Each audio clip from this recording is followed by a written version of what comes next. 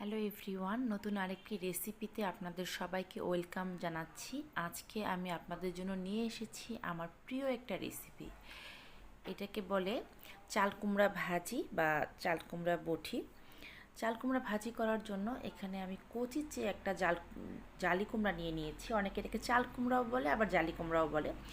সেই জালি কুমড়াটাকে আমি ছুলে খুব ভালো করে ঝুরি করে কেটে নিয়েছি, একদম ঝুরি করে কেটে নিয়েছি। এখানে দিয়ে দিয়েছি কড়াইতে হাফ কাপ সরষার তেল, তাতে 1 চামচ কালো জিরা আর 2-3টার মতো তেজপাতা। এটাকে আমি একটু ফোড়ন দিয়েছি। তারপর ধুয়ে রাখা জালিগুলো আমি এখানে দিয়ে দিলাম। তাতে দিয়ে দিলাম সামান্য পরিমাণ হলুদ গুঁড়ো। হলুদটা বেশি দিতে হবে না, অল্প একটু দিলেই হয়ে যাবে। জাস্ট একটু কালারের জন্য দিয়েছি। এখন হলুদ দিয়ে আমি এই জালি কুমড়োটাকে খুব ভালো করে মিক্সড করে দিচ্ছি।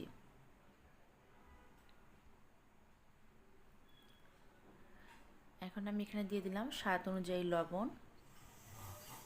এই রেসিপিটা আমার কাছে খুব ভালো লাগে। এটা আমি নিরামিষভাবেও করি, আবার দেখা যায় যে বড় মাছের মাথা দিয়েও এই ভাজিটা করে থাকি, সেটাও ভালো লাগে। আবার চিংড়ি মাছ দিয়ে করলে সেটাও ভালো লাগে। আজকে নিরামিষভাবে আপনাদের করে দেখাচ্ছি। নিরামিষের দিনে আপনারা এই রান্নাটা করে খেতে পারবেন। আমার এই রেসিপিগুলো আপনাদের ভালো লেগে থাকলে আমার চ্যানেলটা সাবস্ক্রাইব করে পাশে থাকা যে বেল আইকনটা আছে সেটা বাজিয়ে দেবেন। তাতে করে যখনই আমি এরকম নতুন নতুন রেসিপি আপলোড করব আপনি সবার আগে নোটিফিকেশন পেয়ে যাবেন। দেখুন জালি কুমড়োটা থেকে কিন্তু প্রচুর জল বের হয়ে আসছে। আমি কিন্তু একটু জল দিইনি, কিন্তু জালি কুমড়া থেকে কিন্তু জল বের হয়ে আসছে। এটা কিন্তু খুব ভালো করে আমরা শুকিয়ে নেব এবং জালি কুমড়াটাকে চামচ দিয়ে মিক্সড করে দিচ্ছি। সিম্পল একটা ভাজি রেসিপি আজকে আপনাদের সাথে শেয়ার করলাম। এভাবে যদি কেউ করে না থাকেন তারা এভাবে বাসায় ট্রাই করবেন, আশা করি ভালো লাগবে। আর যদি চিংড়ি মাছ দিয়ে করতে চান তাহলে চিংড়ি মাছটা ভেজে জাস্ট নামানোর আগে দিয়ে দেবেন, আর একটু ধনেপাতা কুচিও দিয়ে দেবেন, সেটাও খেতে ভীষণ ভালো লাগে। দেখুন আমি কিন্তু ভাজিটাকে খুব ভালো করে ভেজে নিয়েছি, একটু ঝোল নেই, কারণ গ্রেভি থাকলে পরে এই ভাজিটা আমার কাছে খেতে ভালো লাগে না। 15 থেকে 20 মিনিট এটাকে খুব ভালো করে মিডিয়াম হিটে আমরা রান্না করে নেব, তাতে করে কিন্তু ভাজিটা ভালো মতো ভাজা ভাজা হয়ে আসবে।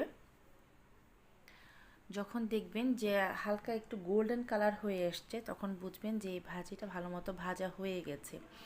আর আপনারা যদি একটু গ্রেভি রাখতে চান সেই ক্ষেত্রে কিন্তু সামান্য একটু ঝোলও অ্যাড করতে পারেন, সেটাও খেতে ভালো লাগে। তবে আমার কাছে এভাবেই বেশি ভালো লাগে।